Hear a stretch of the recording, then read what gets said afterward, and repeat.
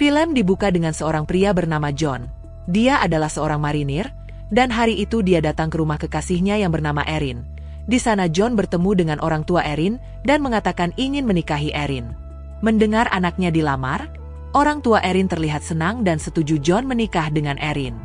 Malam itu adalah malam di mana John dilantik sebagai marinir. Erin sangat bahagia, begitu juga dengan John.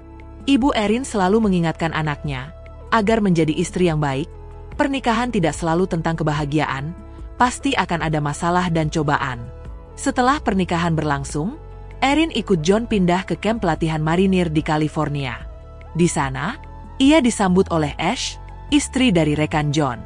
Tak lama kemudian, Erin juga berkenalan dengan Chris, teman satu angkatan John. Kehidupan John dan Erin berjalan bahagia. John berlatih sementara Erin di rumah menunggunya. Mereka juga dikelilingi teman-teman yang baik pada mereka. Sampai suatu hari ketika pulang berlatih, Erin memberi kabar gembira. Saat ini Erin tengah mengandung anak pertama mereka. Malam itu Erin menghubungi sahabatnya dan memberi kabar bahagia ini. Namun di sana dia melihat Chris duduk sendirian, entah apa yang dilakukan Chris. Beberapa hari kemudian, Erin terbangun karena merasa ada yang salah dengan perutnya. Erin segera dilarikan ke rumah sakit, dan ternyata Erin keguguran. Erin sangat terpukul dengan kejadian ini. Sementara John terus mencoba menenangkan Erin dan mengatakan mereka bisa mencoba kembali. Erin masih trauma dengan kejadian ini, bahkan dia selalu menolak ketika diajak pusrang sampai Glory dengan John. Suatu hari ketika sedang jalan-jalan sendirian, tanpa sengaja dia bertemu dengan Chris. Chris kemudian menawarkan tumpangan dan mengajak Erin ke suatu tempat. Chris mengajak Erin datang ke peternakan kuda milik Tante Chris. Dan ternyata Erin sangat suka dengan kuda. Erin benar-benar bahagia. Untuk sejenak dia bisa melupakan trauma yang sedang dia alami. Bahkan suatu malam, Chris bertamu ke rumah Erin. Di sana mereka menonton TV bersama. Namun tanpa disangka mereka malah saling sosor, padahal di kamar ada John. Makin hari, hubungan mereka makin dekat. Mereka sering bertemu dan beberapa kali mereka hampir pusrang sampai Glory. Tante Chris sebenarnya juga tahu kedekatan mereka. Namun dia memilih diam dan membiarkan hubungan itu berlanjut. Hubungan mereka makin tidak terkendali. Mereka selalu mencari cara agar bisa bertemu dan pusrang sampai Glory. Bahkan di rumah Ash pun, mereka masih berani melakukan itu. Ash tanpa sengaja melihat kelakuan mereka, dia pun memperingatkan Erin agar bisa berubah, dan dia berjanji tidak akan memberitahu John. Meski begitu Erin seolah tidak peduli, dia masih saja menjalin hubungan dengan Chris. Bahkan masih saja bertemu layaknya sepasang kekasih.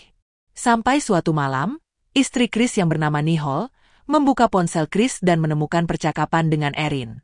Nicole marah, dan pertengkaran terjadi di sana. Nicole meminta Chris mengakhiri hubungan itu, atau jika tidak dia sendiri yang akan memberi pelajaran pada Erin. Pertengkaran itu ternyata didengar oleh Erin dari rumahnya. Esok harinya, Erin dan Chris sepakat untuk menjaga jarak demi kebaikan bersama. Lalu Erin dan John memutuskan untuk pulang dan mengunjungi ibu mereka. Di sana ibu Erin mengatakan jika John orang baik, jadi Erin tidak boleh menyia-nyiakan John. Singkat cerita, mereka kembali ke kamp pelatihan.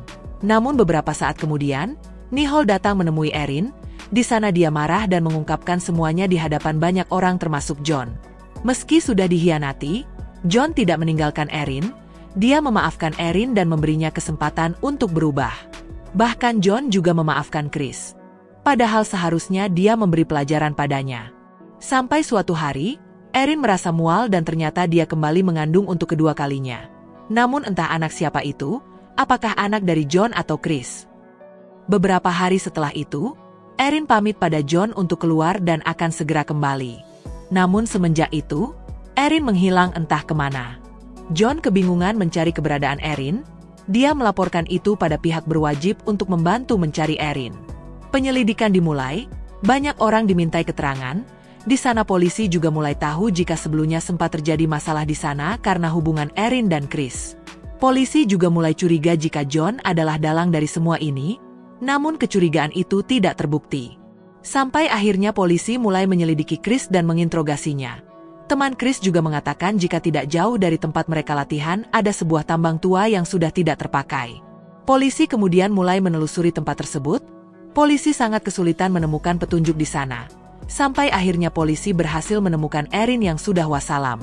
Jadi ternyata, Ketika Erin pamit pada John untuk pergi, dia sudah janjian dengan Chris untuk bertemu di suatu tempat. Di sana mereka berjanji akan hidup bersama dan meninggalkan John dan juga Nihol. Namun ternyata Chris justru nekat dan mewasalam Erin. Chris ditangkap saat hendak melarikan diri di perbatasan bersama keluarganya. Di persidangan, Chris dijatuhi hukuman seumur hidup karena tindakan yang sudah dia rencanakan. Sampai akhirnya, film pun selesai.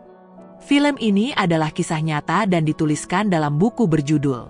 Sampai jumpa lagi di alur film kita selanjutnya.